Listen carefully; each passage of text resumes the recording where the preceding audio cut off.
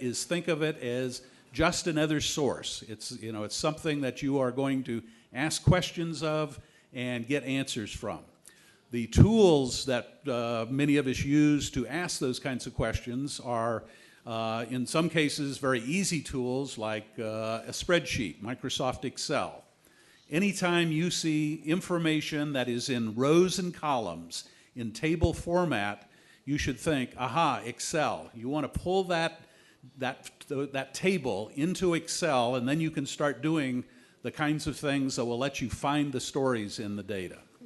The secret to finding stories in data is to find the patterns in the data. And very often the patterns are revealed just by counting things, using what are called frequency tables. How many of each kind of thing are there? What's the total number of, if you're looking at crimes, the total number of murders, which city has the most crimes, which cities have the least crimes, those kinds of things. So it's always a matter of finding patterns is what you're doing when you're looking for data.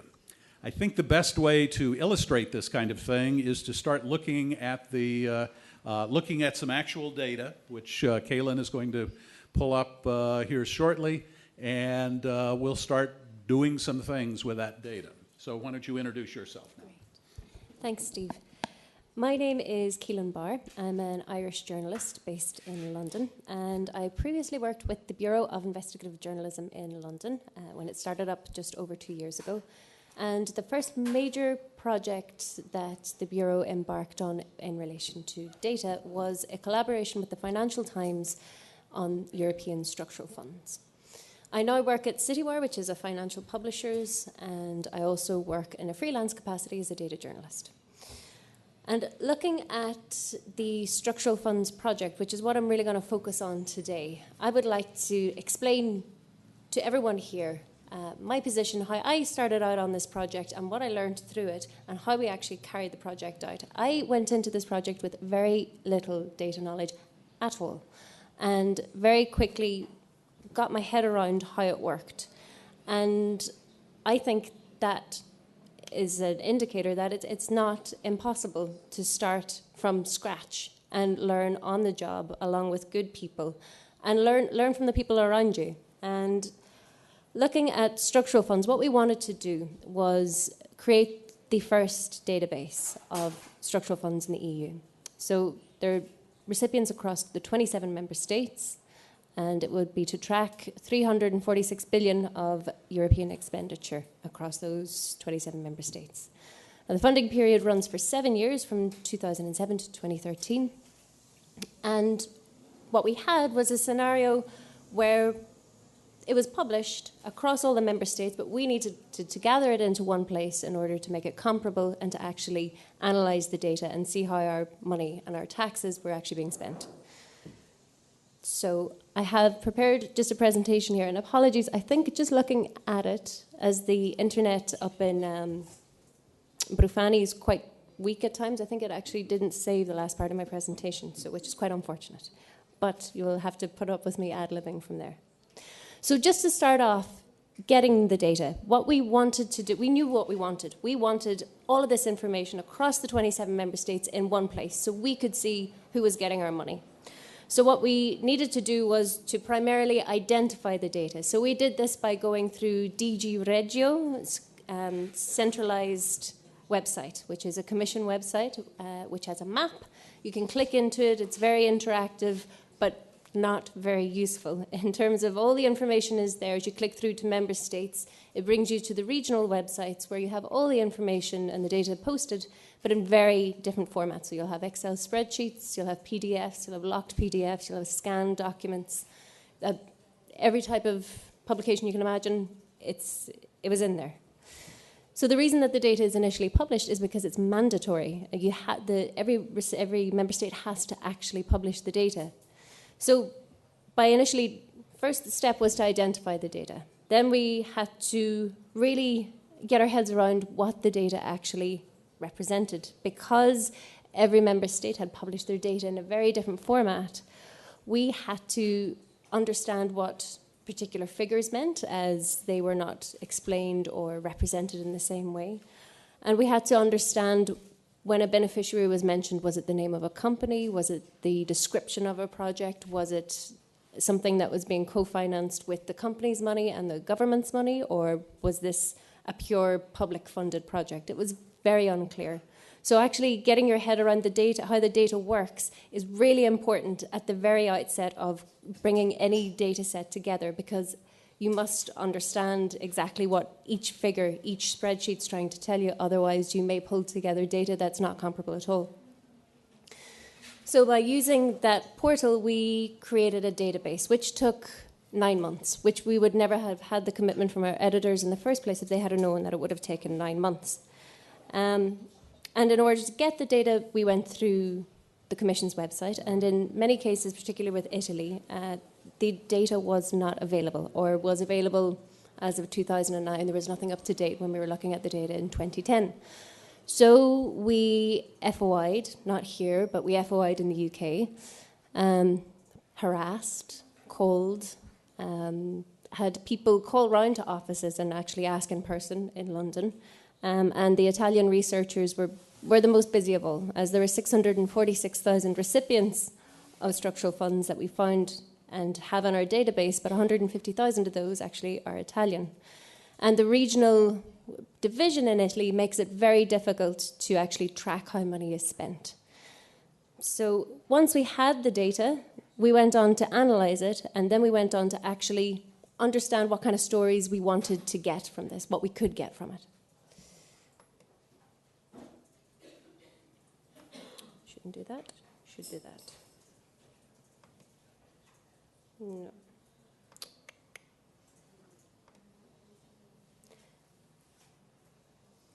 So on the analysis, it's not working for me now.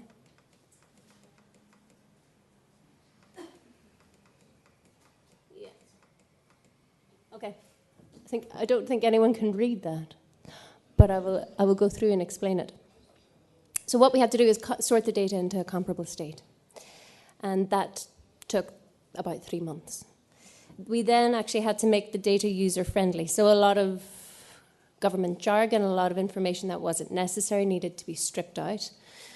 We then needed to create the database, understand what we wanted to get from the data and how we wanted it to be presented to the public, as the data is all available in a public database now on the Financial Times website in front of the paywall, and it's ft.com/EU funds.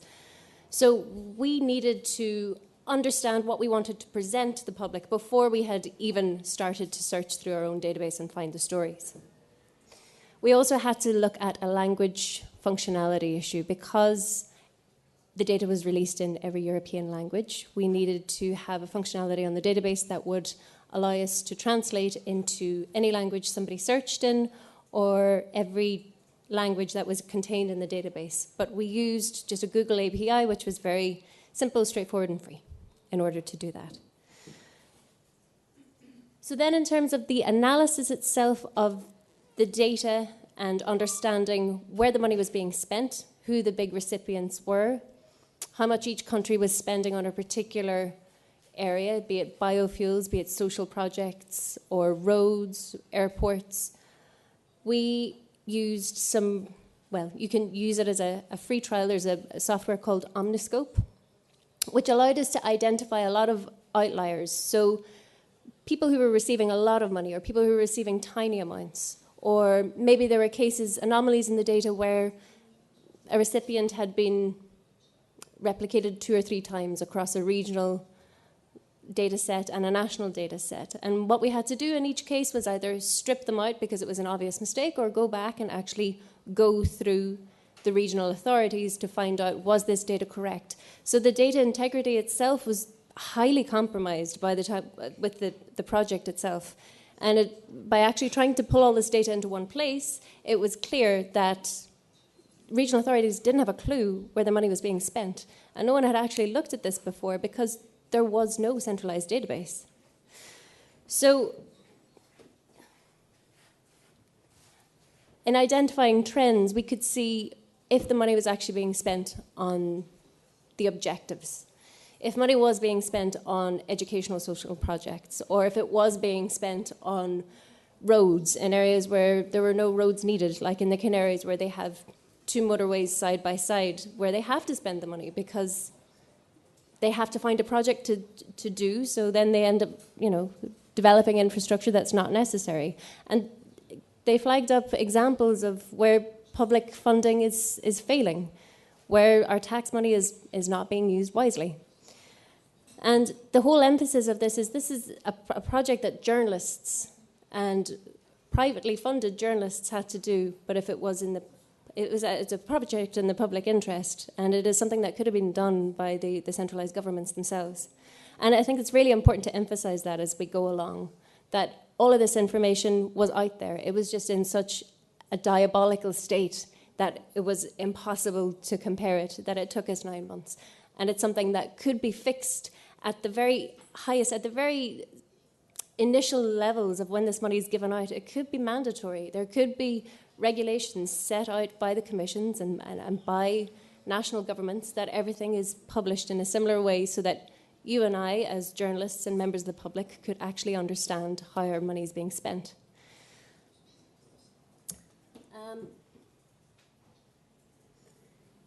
Sorry, I'm having to even try and read this Prezi's not. This is a failure on Prezi's part. I'm taking it. So in actually having analysed the data and seeing if it's being used for the correct objectives, we then started to analyse the data to look for stories. Once we'd identified trends, we started to look for key themes, big stories. And there were two ways of doing this. There were a lot more themes to the investigation than this. This is where, in Brufani, my internet has failed me and decided not to save half my presentation. So we approach the data in two ways. I call it, now I'm sure there are many ways, there are people who are a lot more experienced and have a lot more knowledge than me in this area. I call it an exploratory approach or a hypothetical approach. So when I'm approaching a data set, just exploring, just thinking, okay, great, we got over 500,000 recipients, let's just see what's in there. So think of, who would I like to find in there? So I start to put in names of defence companies, and sure enough, you come up with the equivalent, Finmeccanica, the Italian company, which is quite well known for being involved with politicians and corruption in the past.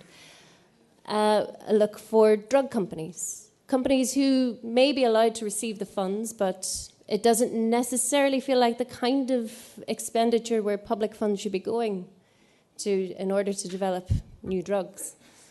I look at tobacco companies, and we find that in Germany, that British American Tobacco is receiving €250,000 to develop a tobacco processing plant, which is blatantly against the rules. So that was also one area where it was easy to identify stories, because we looked at areas and particular recipients who shouldn't receive funds, so arms companies, tobacco companies, and multinationals where maybe the objectives would not be met. We also found examples of Coca-Cola and IKEA receiving funds, and I think just last month it's emerged that Facebook will be receiving close to, I think it's possibly 500,000 to 1 million in structural funds, which is public funding in Sweden to set up a new centre in Sweden. So I mean, some of these things, for the Facebook example, is not against the rules. It's not outside regulation, but it does raise the question, and by having the database allow us to raise the question, is this how our money should be spent? We also went on to look at other areas like where there were obvious abuses happening. So we looked at Calabria, we looked at the Salerno-Reggio Calabria highway, which is known for being targeted by the mafia. And we could find out who the individual business recipients of the funds to construct the highway were. And by comparing those recipients to ongoing court cases in the region with Italian researchers and journalists, we could identify the companies and the mafia, the individual mafia families who had divided the highway along each section they controlled. And by having a database, we were able to do that. Without a database, that information is opaque. There's no way that people would be able to find that without having some kind of clear collection of information. We also looked in the south of Spain and the Canaries, where there is a lot of breaches of development laws, and particularly in the Canaries, which the whole of the Canarias are a UNESCO biosphere, which means that there shouldn't be particular types of development.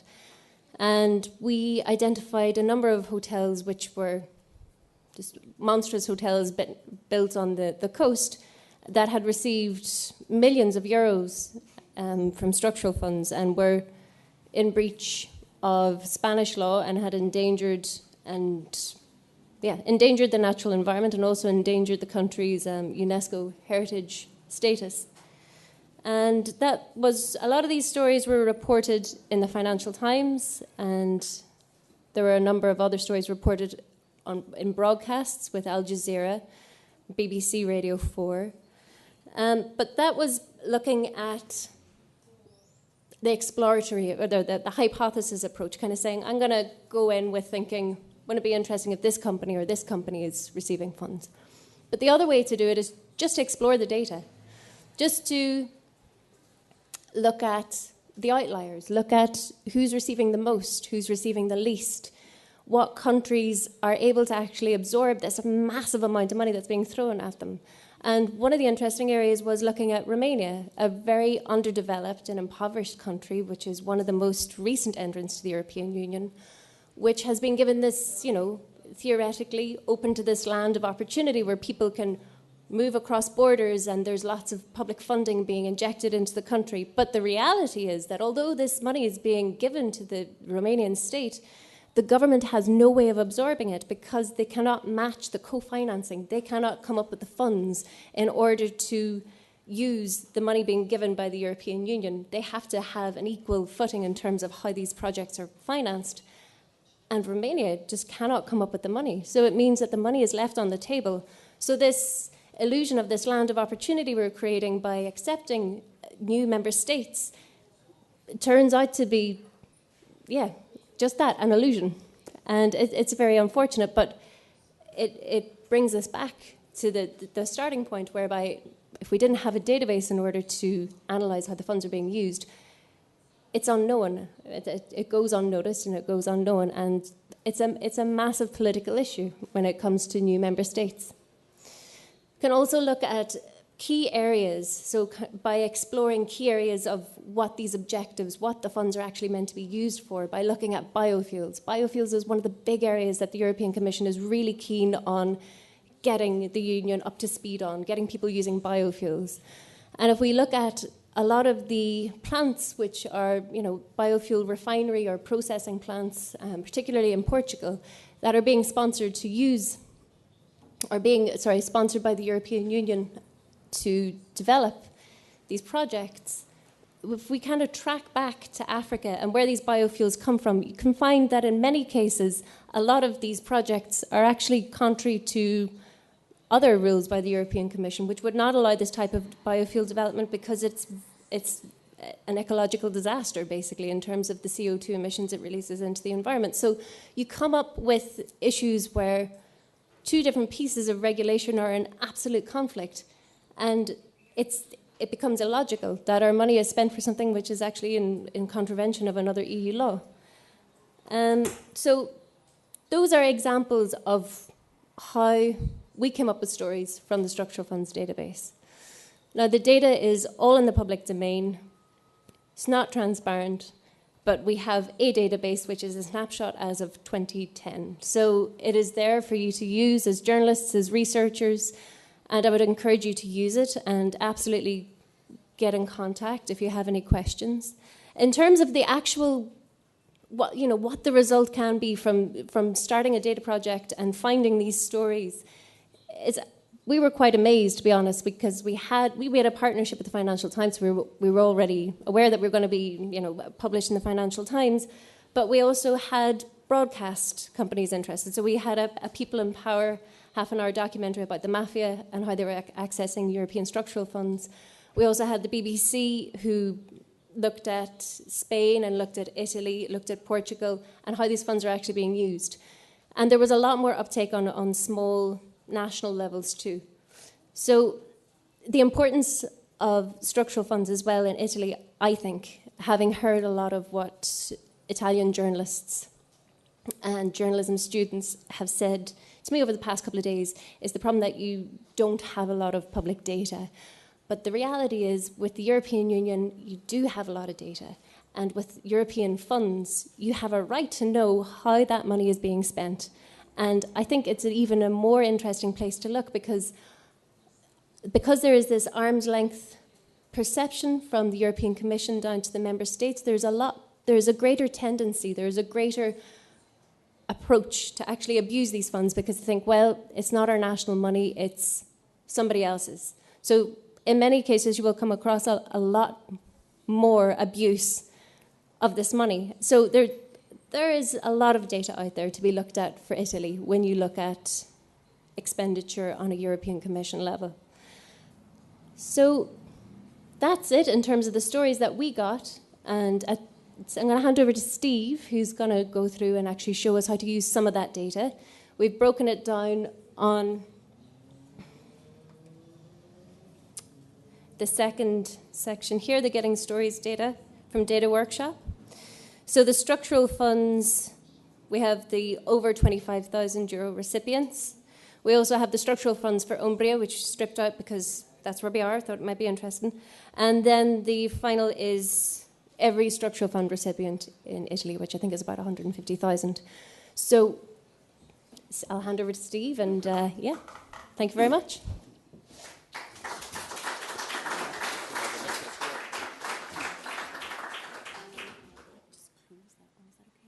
Okay. This one here? Whoops. What did I do here? Back. Nope. Kill this? Yeah, please. There we go. Kill this again. No, kill this. Wait a minute. Oh, we're trying to get back to here. Here we go. I got you. Okay, let me download this.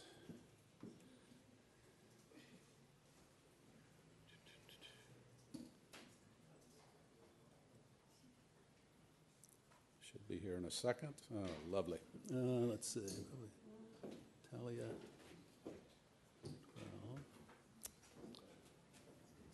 12. Let's try this one instead. Ah, here we go. Okay.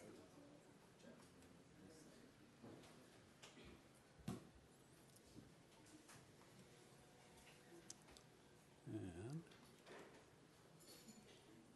here we go. Okay, getting close.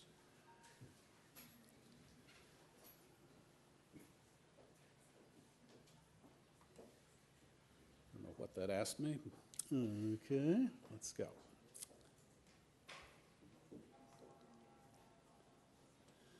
Okay, what you're looking at is data. It's rows and columns. And across the top, in here, is these are the variables. This tells you what kinds of questions you can ask of this data. So as we look at it, we see the first column tells you the country, because this is a slice out of the larger data set. And next, it tells you the region that we got it from. Next, the program, the name of the beneficiary, information about which project it is, and then amounts of euros. And then finally, the place that the data came from. And I'm not used to using this version of Excel. Okay, here we go.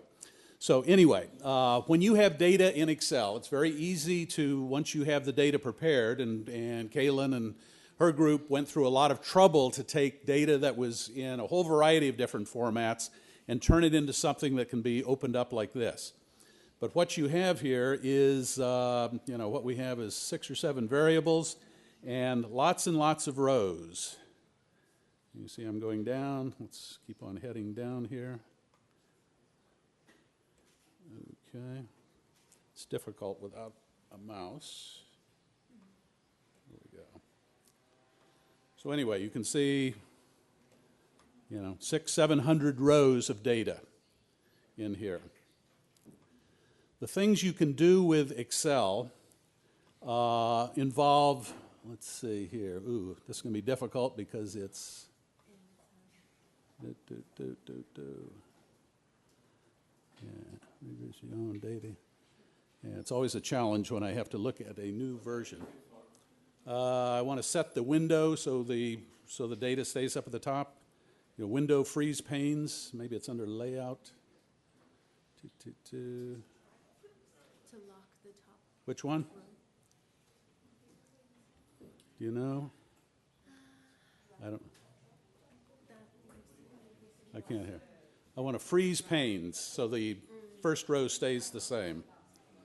But I think it's visualize. Might be here. No. Am I close?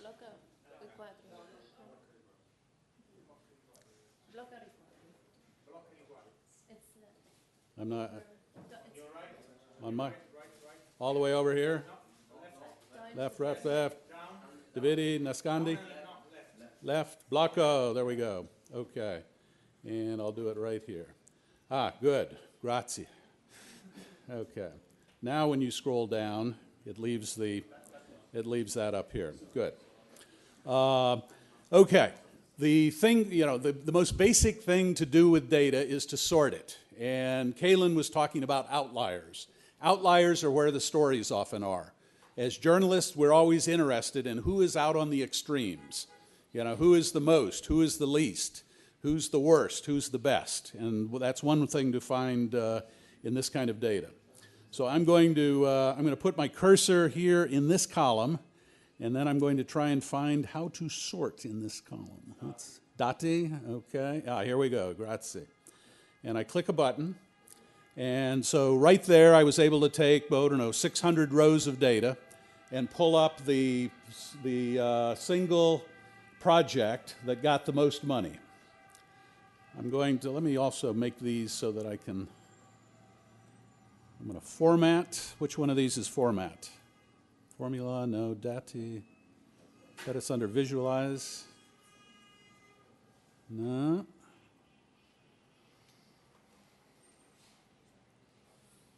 Which one is money?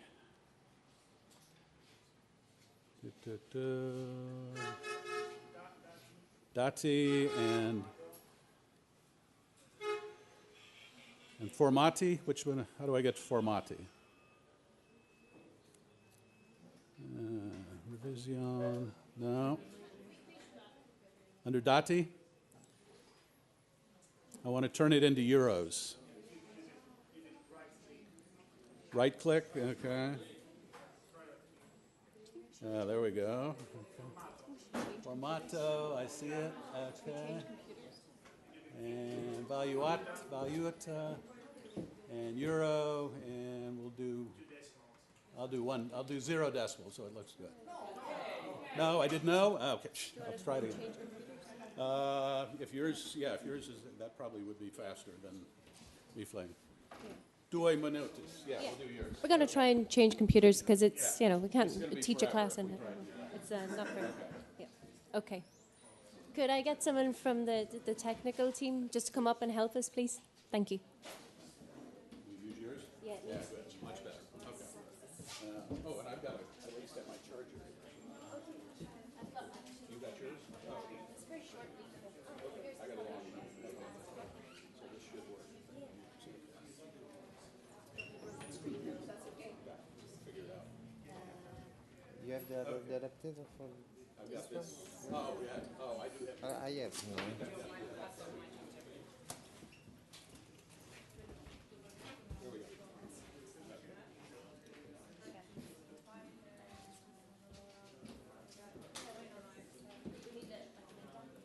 Oh, I got that.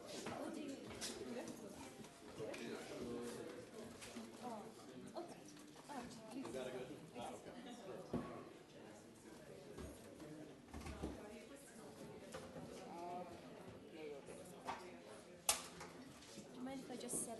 first and then I'll plug it in. Do you mind if I just set it up first and plug it in?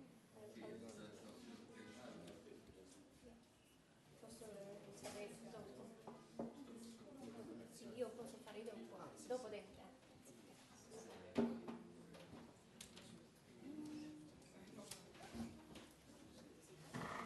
Changing this will make it easy for me and hard for you now, but that's okay. It is like another language. Okay. Let it set up. Actually, while we're setting this up, are there any questions anybody wants to ask now or any other observations you want to make? Okay. We'll be set up here in just a second. So has anybody here actually used public Italian data before for a story? Not you, Friedrich, because that's cheating. Has anybody wanted to use it and not been able to? Yeah? What were you looking for? Well, public spending is, I think, the most interesting thing for everybody. Yeah. The public spending, I think, it's the first place where to look. Mm. Were you looking for, did you want to get something like budget expenditure, or were you looking more for, what kind of thing were you trying to get that you couldn't find? Well, actually, I'm just starting to look at the stuff, so I'm just looking at. Mm-hmm, mm-hmm. Have any of you used, in Italy, any of you used Istat, the Italian statistics site? It's very good information, and I've used Istat to actually gather information for this conference. When I was in Portugal last year, I learned the Portuguese national statistics site. Many countries have actually very good national statistics sites that cover a whole wide variety of information. And it always surprises me at how many journalists aren't really aware of the depth of information that their own countries are gathering. It's not the kind of information usually that will reveal corruption and things like that, but it very often can tell you things about how things are working in your country. At the Istat site, maybe I'll have a chance to show some here in a second. I got very good information about crime, about road accidents, things like that. Education. There's a great deal of information that can produce good stories in there. It's much harder to gather information like Kaylin had to do, information that isn't in a format that is nice and easy. But many of these government national statistics sites not only are gathering the information, but they actually make it easy to download it already in Excel. So getting to know the breadth of information that your countries gather and already make available is a good practice. Mm-hmm, mm-hmm. Ready? Yeah, absolutely. Thank you, ma'am. Okay. Let's see if I can do better with this version here. Okay. Of course, Kaylin broke her screen somehow. She must have thrown it across the room. Let's see here. So let's go back and do the sorting again. First, I'm going to freeze the panes. Go under Window and Freeze Panes. Whoops, and I did it in the wrong place. Unfreeze panes. Freeze panes. Okay, so once again, here we have all that data. I'm going to make this a little bit bigger so you can see it. Okay. Set this a little tighter, this tighter, make this easier to see. And I'm going to make this into money. Oops, yeah, we selecting well. And go under Format. And Currency and Euro. And I usually try not to put in the pennies, just because with big dollars, there's no point in having pennies there. Okay, now we can see it. So once again, the first thing to do when you have tables, look at the variables and start thinking of the kinds of questions you can ask of this. Obvious questions are, who's getting the most? Who's getting the least? Other questions might be, are any of these beneficiaries getting more than one grant? Maybe they show up more times in there. That would be a question. As I said, there, as you can see now, I went to the bottom. There's 619 rows, which means there are 618 records in this data. The first row, of course, is the variables. So I go back up to the top here. Doing sorting is a great way of getting this kind of information. You can sort by putting the cursor in the column and then hitting one of these buttons. And normally we want to see the biggest up at the top. So I'm going to hit the Z to A button. And that brings up at the top whatever this program is. Do any of you recognize this? I wouldn't even try and pronounce it. What does it mean? What does that mean? Asini de Risera? Just a reserve, a grant? Okay. See, right there, I look at that and say, it doesn't really tell me very much about what this is for. So this would be something where I look at the data and I say, it's not answering my question. So I would want to do the kind, you have to then research beyond the data that you have here to find out what it's about. Here, this obviously deals with education. Again, a very big grant, 3.2 million. This again is just in the Umbria region, is what this is about. So you can sort and find who's getting the most. Let's go in the other direction. And whoa, we have this one that is getting 27 euros. Okay, that's like getting a nice dinner at the Hotel Brufani, and that's about it. So what that is about, I don't know, but it has a very long project title at least, but they kept track of it. So who knows what that's for. So I'm going to go back up to the top. Here we go. Okay. Another thing you can do very readily with Excel is filter, where you want to look only at particular kinds of records. And let's say one of the things we're interested in is I just want to see the records that deal with education of some kind. So I'm going to use this. I'm going to go under Data, go to Filter, and Auto Filter. These little buttons appear. And I'm going to go under Project Title, and I'm going to use the Custom Filter, where the project title contains, I'll do the start of education, because I can't spell it properly in Italian. And I tell it OK. Notice what it's done. It's gone through all 600. You can see the numbers on the side have now changed. Row 3, row 152, 178, 528. So there are a handful of projects that deal with education of some kind or other. Okay? So very quickly you can find the things you can look for. As in a way, this is doing the same thing Kaylin was talking about a minute ago, where you have a particular idea of who might have something. Do you know of any Umbria ones that I should look for in this? I was actually going to just ask, is there any recipients that anybody here would like to look for, any recipients that you think would be questionable if they were receiving public funds? In the Umbria region. Businesses or public entities? Anybody have mafia in their name? Probably not. No, but, no okay. corruption in Umbria, no? Yeah. That would be nice if you could get a variable that said mafia, yes, no, yes, no. Yeah, that would be useful. Yeah. Why don't they do that? I don't know. But you can't do that. So anyway. But anyway, that's what filtering will let you do, is gather information like that. Let's say one thing we wanted to look at was the percentage of the money that in total, the percentage of it that's actually coming from the EU. Okay? So we're going to create a new column. I'm going to insert a column like this. I'm going to call, let me get rid of the filter. Okay. I'm going to call this EU percent. Then I'm going to write a formula that will take this total amount and tell me, see, this is the amount over here that came from the EU. This is the amount that came from the public. And this is the total of those two. It's a simple sum.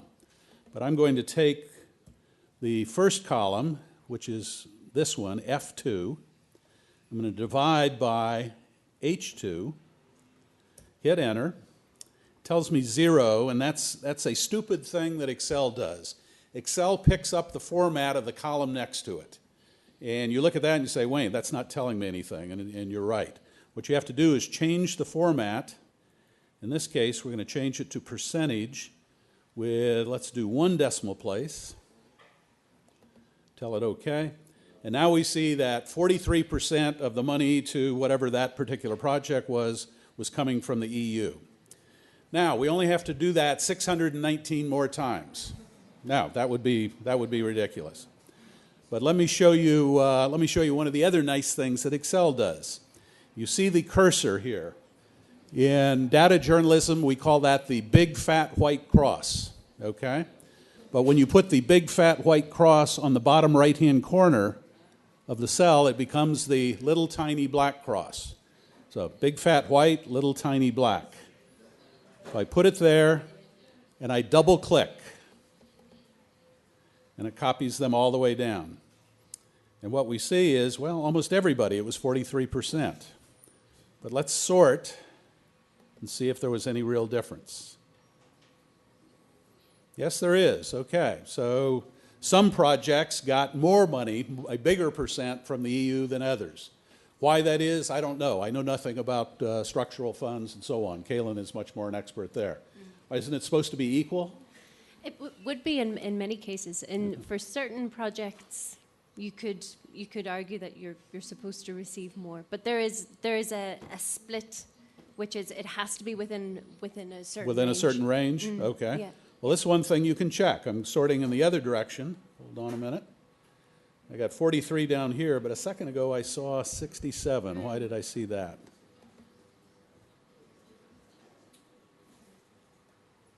I don't know why I saw that there, but this seems to be the... Oh, here we are, up at the top. Okay. Yeah, I hadn't scrolled all the way to the top. So it ranges from 2/3 of the budget, 67%, down to 43%. So there's a variation there. That raises a question. Another thing I should actually tell you about data journalism. Data journalism is very good for answering questions like who, what, when, where, those kinds of things. It almost never answers why. This data will not tell you why there's that difference in those amounts. So what the data journalist has to do is find this pattern. This is a pattern that may tell a story, and then turn back to the traditional kinds of reporting you know how to do. Get on the telephone, knock on the door of sources, and ask them questions. The why comes out of the other kind of reporting you already know how to do. Okay? The one other question I had of this data that I might want to do is see if any of these beneficiaries got more than one grant. And the way to do that is use something called pivot tables. Pivot tables will take data that is in categories and collapse them down. So I'm going to try that. I'm going to go under Data, down to Pivot Table Report, go to Next, and yes, this is the data I want, so Next, and it's going to put it on a new worksheet. So I hit Finish. And then I get this. Oops, let's change the view also to normal.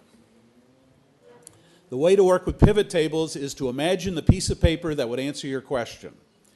In this case, my question is, how many grants did each one of those recipients get? Probably one each, but we'll see.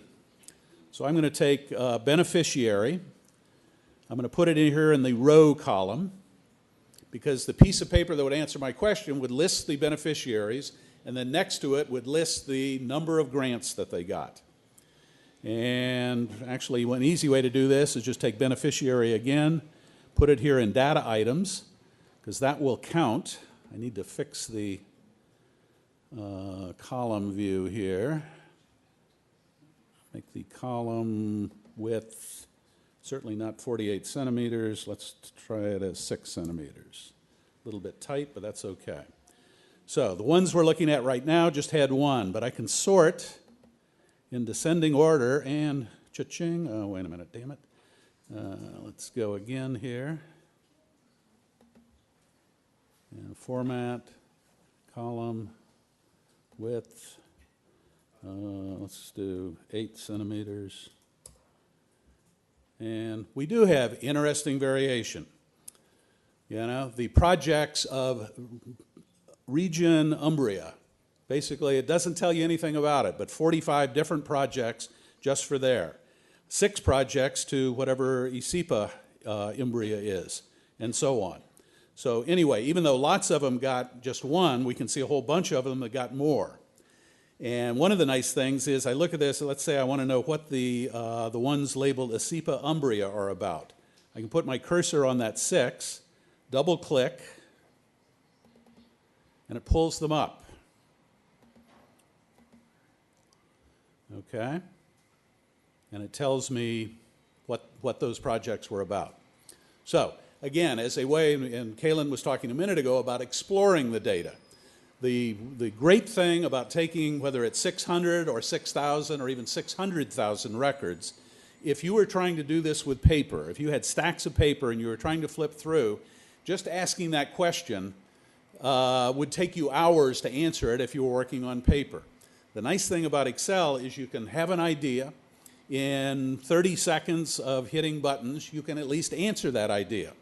It may not turn out to be interesting, but you've only invested, 30 seconds or a minute to produce that answer. So it's so much easier to explore the data when you have a tool like Excel to do it. I'm going to, let me just pull up one other thing that has nothing to do with the subsidy data, but I want to show you this. I'm going to pull up, if I'm getting this working, let's see, here we go. There we go. Okay. This is road accidents, what I pulled out of eStats, and it can show you some other things, particularly with pivot tables. If you look at this, you can see the questions that this data could answer. You look at it and you see how many total accidents, fatal accidents, deaths, and injuries occurred in 2001, and then the same data for 2008. So I look at that and I say, okay, what kinds of questions can I ask of this data? How can I get stories out of this? One of the stories I might want to be looking at is how has traffic accidents and deaths, how have that changed across Italy in the 7 years of this data, or the 8 years of this data? So again, I can make Excel help me answer those questions. So I'm going to, let's look particularly at the total number of accidents. So I'm going to do change in accidents. And I'm going to write a formula that will take the number in 2008,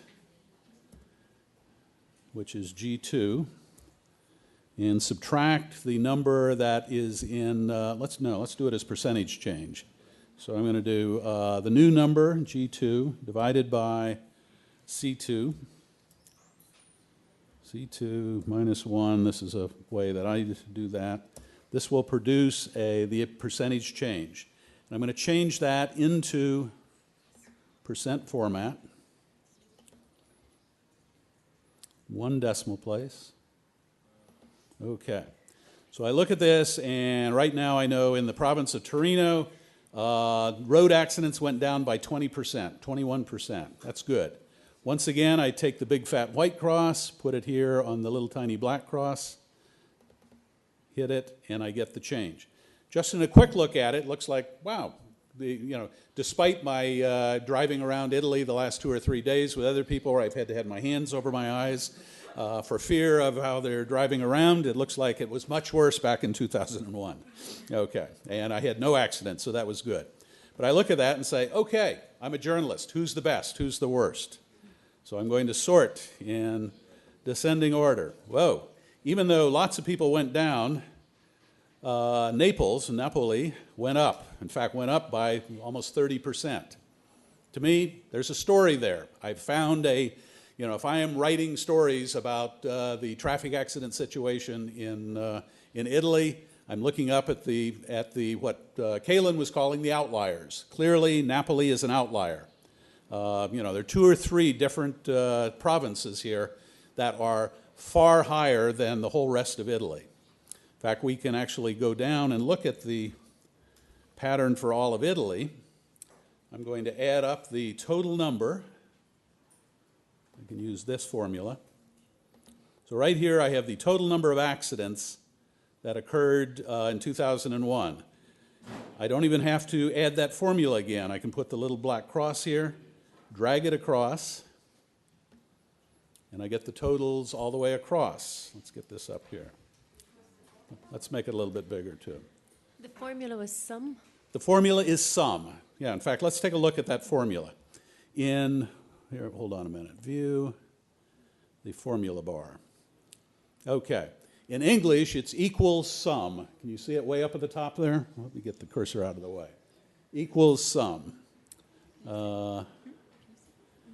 And then you just say the top of the column, C2, colon, the bottom of the column, in this case, C110. And that adds up everything. But notice, again, one of those nice things about Excel, that's the formula for column C, but when I copied it across to column D, the formula changed to D2 to D110, and E2 to DE110, and so on. So I look at that. Now I want to know how much did it change. So I'm going to copy that formula and put it here.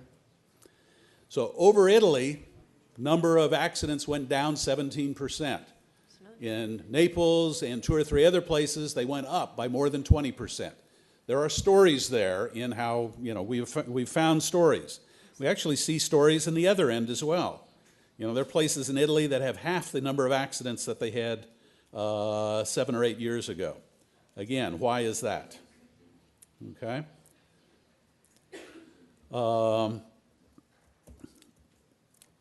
Let's do the same.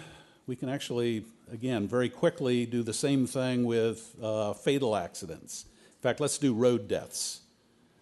So I'm going to do equals, change in road deaths. Okay. And again, I write a formula that takes the new number of deaths, I2, divided by the old number, which is E2, do minus 1, and here the road deaths have gone up by 29% again, in Naples, which shouldn't surprise us. So again, let me format it properly. And percentage, 1 decimal. Okay. And it's funny. Look at the next one here. In fact, let me do this. Window, unfreeze, window, freeze panes, slide over. Whoops, here we go. So we look in Naples where the number of accidents has gone up 29% and the number of deaths has gone up just as much. In Foggia, anybody know where Foggia is? I don't know. Even though the accidents gone up 26%, the deaths have gone down, okay? So at least in Foggia, maybe the traffic is so bad they're all driving slowly, they keep running into each other, but they're not killing each other at least, so who knows? Here again is my example of the story is telling me what is happening, it's telling me where it's happening, it's telling me when it's happening, but it's not telling me why. But what I do is I've found stories here. I'm using this to find stories. For me it looks like, gee, I need to spend several days in Naples and talk to people, talk to the police, talk to the ambulance drivers and so on. Why has it changed so much there? So let's look at another. Okay, here we see in Agrigento. I know it's Agrigento. Okay, it's always amusing to listen to Americans try to pronounce other people's language. So sorry about that. So nearly doubled the number of deaths. Well, it didn't start out very high. It was only 20 before, but now it's 39. So twice as many people died. And that's an outlier. It's actually far higher of an increase than any other place. Again, stories are in there. We're finding stories in data. One final thing that you might want to do with this is instead of looking at the individual provinces, let's say we wanted to collapse it down into the territories. And if we sort this, you can see that many of these, there's a number of provinces in each territory. So one way to do that would be to go through and, in this case, sum up these first 4, call it Abruzzo, and put it in. But again, with pivot tables, you can very quickly do that. So I'm going to go under Data, go down to Pivot Table Report again, go Next, Next, and Finish. Once again, I imagine the piece of paper that would answer my question. In this case, my question is going to be how many, how many accidents in 2001 and how many in 2008 occurred in each territory. So the piece of paper would look like this. There would be a territory name in the row column, and then in the data, there would be the, well, let's do it by the fatals, okay? So I'm going to get the total number of fatals in 2001. Here, very quickly, you can see how fast it went through, collapsed all that down into what, about 20 territories, where we can see the total number of deaths that way. And then I also take the 2008 fatals and put that in here as well. Whoops, that's not what I wanted. Sorry about that. Goes like that. Okay, so it built, again, very quickly the information that I wanted to see. So I can look at it that way. Let's go into here, and let's see. No, that's not what I want. What do I? Oh, in here. Here we go. You can. No, again, that's not what I want. Nope. No. This again is a different version than I'm used to playing with. Ah, here we go. The wizard. I want the layout.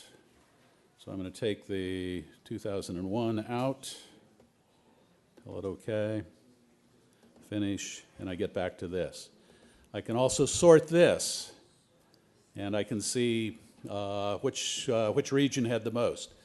What additional piece of information would actually tell me whether Lombardia is a more dangerous place to drive than than Emilia-Romagna or anything like that? What else do we need to know to be able to make a statement about the true danger in each of these places? Population, exactly right. If you're looking whether it's at road accidents or crimes or things like that, you would expect to see more in bigger places than in smaller places. And unfortunately, with the data that I have here, that's not a question you can answer because there isn't a variable here for population. We could do that for crime if we wanted to. And let me kill this here.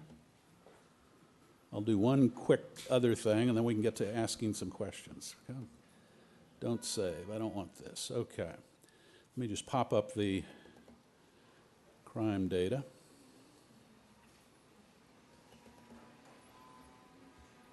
Okay. This, again, is the total number of crimes for each area. I sorted in descending order, and perhaps no surprise, Milan, Rome, Torino, those are the highest. But again, those are big population areas in Italy. But if we turn it into, let's say, crimes per 10,000 people,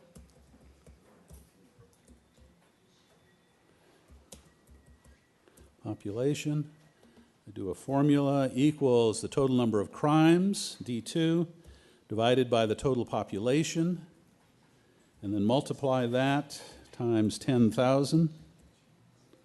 Hit enter. And one more format here.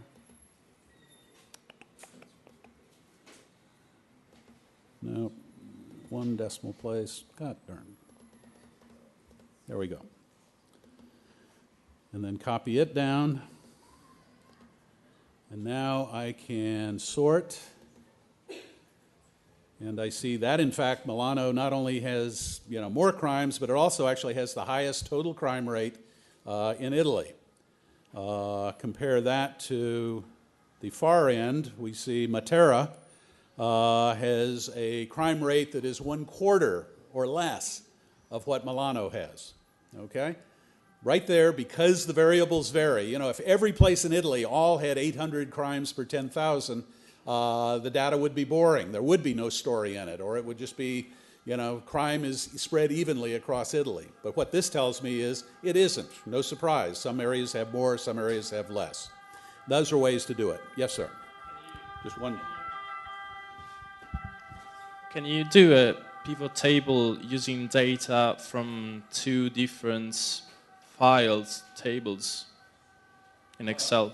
Yes. I mean, getting And the put stuff things together, you yeah, mean? exactly. Okay.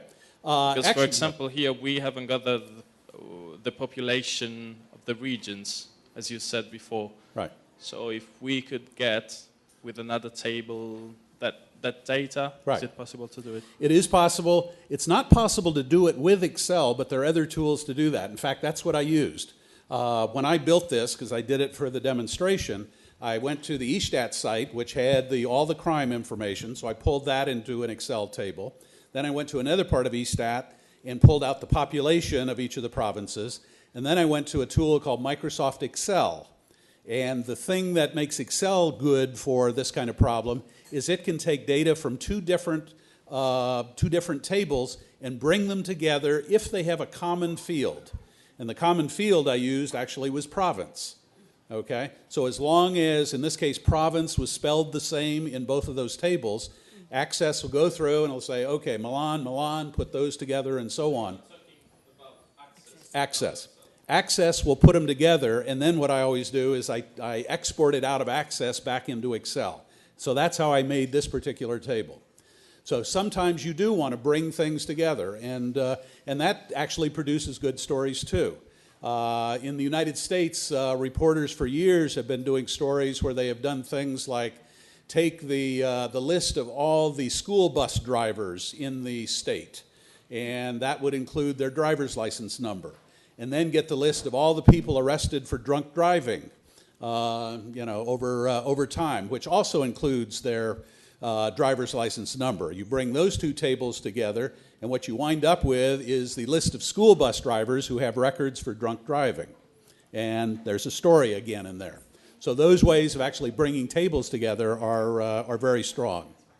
We've got about 10 minutes left, so let me not show any more of this, but let me try and answer more questions. Or Caleb, you have more you want to say? Or just two questions. Yeah, no, absolutely happy to take questions. And My question is if you can create also tables, if they are reliable. For example, I was thinking for the accident, if we know how many people were drunk or whatever, but it is reliable because you are creating a table, and so it's not objective in a way. This is my question. Okay.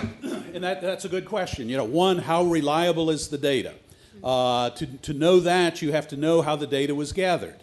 For instance, for the crime data, all that you can count on it being is reported crime. In reality, there is more crime. For instance, there are criminals who get robbed by other criminals. They're not going to call the police and say, oh, somebody stole my drugs. They're not going to do that. Okay? So that crime doesn't get reported. Yeah. I was robbed my iPhone, and I was looking the table in the website of government, the police, right. and there were no robbery at all, and I was really surprised because it always happened. So okay. It's not reliable at all. Right, but you found a story right there. The fact that the police are releasing unreliable data is a story. In the United States, and that one great story that was done by a Philadelphia newspaper, they discovered just by looking at the patterns in their crime data that the crime of rape, sexual assault, was much lower in a big city like Philadelphia than in other big cities of that size. That either means that there aren't very many sex crimes in Philadelphia, or somebody is lying. And as it turned out, that the police were taking, a woman would call in and say, I've been raped, and then the police were turning it into a purse snatching or things like that. They were downgrading crimes basically to make the city look better. And so by studying the pattern in the data and seeing that it was unreliable, they wound up with a really good story, an award-winning story. So you have to, like anything a source tells you, you have to be skeptical about it. And you have to be skeptical about data as well. So you need to look into how it was gathered and look at it and say, does it make sense? Does it make sense that Milano has a higher crime rate than someplace else? If you know Italy, maybe that does make sense, and then you can rely on it. Okay? Other questions?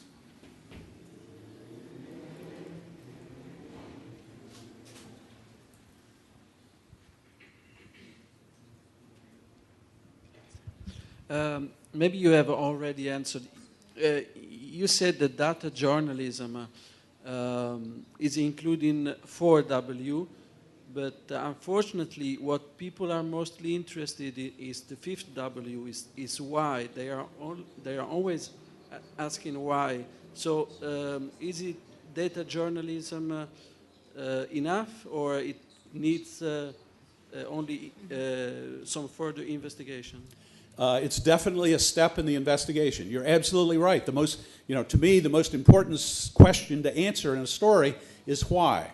So data journalism can help you find a pattern that raises that question of why is that pattern there. But to complete the story, it's not enough just to say, oh, I have some data, here's a pattern, you figure out what it is. You have to do the job for the reader and go ask those questions. Why is that? Ask the police why there are so few rapes in your city. Why is the crime so high, at least according to this data? And see what their answers are. And ask other people as well. It's exactly the same kind of reporting that you already are doing. Okay, in that way, it is no different. If you think of data as another source, just another source, then it's really not it's not a difficult way of thinking. It's just a way of attacking a story. So it is a step to the story. Other questions? Yes, ma'am. One. Mine is just a technical one, I'm sorry. It's when you put the percentage, how did you do? Because I can find I can make the difference, but I can't remember. Where do you get percentage? Yeah. It's under format. And all it does is, at least in English, under format, I'm not sure what it would be in the Italian version, but format, cells, and then there are a whole variety of formats that you can choose. Just plain number, numbers with 1,000 separators, percentage, currency, and so on. That's a good way of doing it. Let me add one thing about Excel. Obviously, I've just shown you some things it can do. You should not feel that I suddenly have taught you how to use Excel. I mean, it went too fast. But one thing you can do with Excel, you can't hurt the data. So, download. In fact, go to this website that's up there. Download this data and try it. Figure out how to sort. Wander around on the menus. Everything is menu driven, so you go through until you find something that looks like it will sort it. Make it sort, and all of a sudden you'll have more power than you had 10 minutes before, just in knowing how to do that. Figure out filter. Learn to add up a column of numbers or a row of numbers. Those simple things. The nice thing about Excel is you don't have to know how to do everything in Excel to start doing things that are useful. I've been using Excel, I've been using spreadsheets for 30 years. Excel, I probably only use about half of the things that Excel can do. I mean, it's for people, for accountants, for engineers. There are functions in Excel that I have no idea what they even do. But I'll never have to learn that unless I run into a story where I have to, design a bridge or something like that. Thank God that won't happen. But again, it's very easy. And even if you don't use it daily, if you come back to it in 6 months, as long as you know that it can sort, it can filter, it can do some functions like adding things up or calculating percentage change, or it can do date arithmetic and can count the number of days between two dates or the number of minutes between two different times. Once you learn the things it can do, then when you have a story and you realize, gee, I need something that will tell me how many days apart two different events were, your brain should think Excel, and then you get the data into Excel and you can do that. I should add also, it's actually very easy to get data into Excel. It will open up a whole variety of formats. I mentioned that eStat will, actually one of the choices is download the data already in Excel. But you may get it as text data, things that look like, let's see if I can quickly pull that up out of the, I'm going to cancel this, get this out of the way. kill this. Excel. Don't save. Don't save. Okay, I'll just show you one thing here. This is the crime data. It's actually in a text format. And you look at it, and it looks like a big mess, but Excel knows how to take this and flow it into the different columns. So when you are asking for data, they may say, do you want it in Excel? Or that may be a choice on there. Maybe the choice is text format. You can open up very many different kinds of formats. You know, it's rare that you are going to have to sit and type all those numbers back into Excel. That is horrible if you have to do that. Basically, you have to do what Kaylin and her team wound up doing with a lot of it, right? Yep. Yeah, that's hard. Other questions? We've got about another couple of minutes. There's one right back here. Good. Thank you. Actually, I have a question about the structural funds research. Yep. Because I would like to know if you rely on the help of some, let's say, people in the field of projects, so people that work on this, that prepare projects, that know the program, the funds of the European Union program, and if you get this help from these people, and if no, I don't know. Oh, what was the second part, sorry? How did we get? Yeah, if you get, Yes. if you rely on the help of this Can you rely on people who know about it to be not biased, I guess you're saying? In this case, in the structural funds project, we didn't actually rely on any information from the people who were running the projects. What we initially wanted to do was just gather all the data, and in having to understand how it worked, we went through all of the papers released by the Commission that break down how the expenditure, you know, the aims of the expenditure, the particular objectives in that, you know, that 2007 to 13 period. And we just tried to get our heads around it ourselves. But there are, if some journalists in Italy wanted to actually look at structural funds data in relation to their own particular region, you can call up your regional office. Generally, our experience was that people weren't so sure as to why we were looking for the information and weren't necessarily open to helping a lot. I think if you go through the Commission themselves, they have a citizens helpline, and you can call up and ask about anything. You can call up and ask about even public data as a citizen rather than a journalist, I would add. And it's the same with Eurostat. You can call up Eurostat and ask them about any piece of information out there. There's so much from Eurostat. And they will go through it with you. They will direct you to the exact type of data, because a lot of the Eurostat information is so detailed that you really need to know how they've pulled the data together, where it comes from. Is it coming from an Italian source, a national source? But they're very helpful as a citizen. But you're also a citizen. You're a journalist and a citizen, so I call up in a personal capacity. Yeah, right. Never go for data trying to be somebody special. You know, my feeling strongly is, you know, your taxes have already paid for that data. So it shouldn't be, oh, this is something special we give to journalists. It should be something that any citizen should be able to get.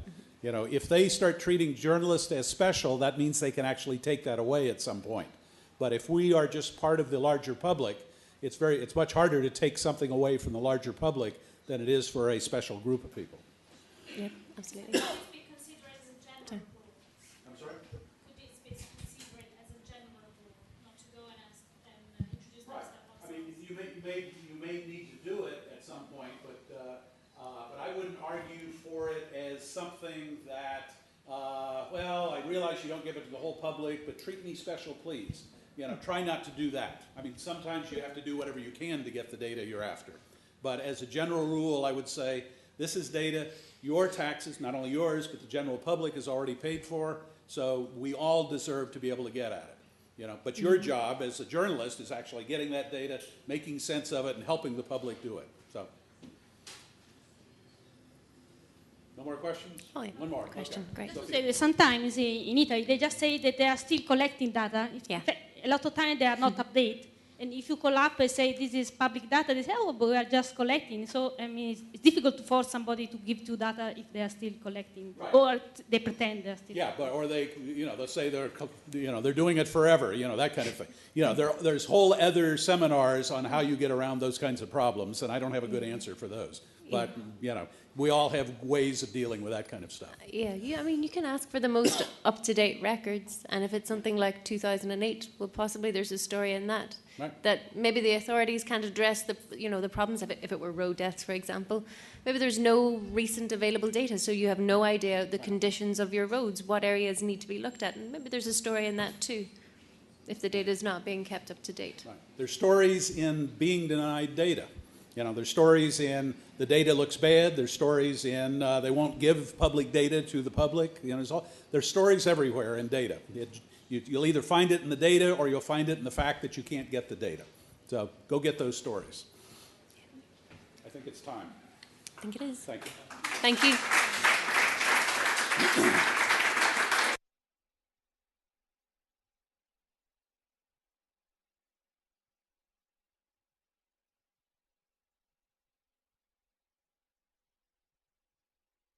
Which is the getting stories about spending data. So if you're interested in money, where the money goes, where the money comes from, much like Keelan, myself and my colleague Friedrich, who's sat at the back, are going to be talking about it tomorrow. Is it 2 o'clock, Liliana? 2 o'clock. 2 o'clock tomorrow, and you're welcome to join us. We're not going to limit the places. Thank you very much.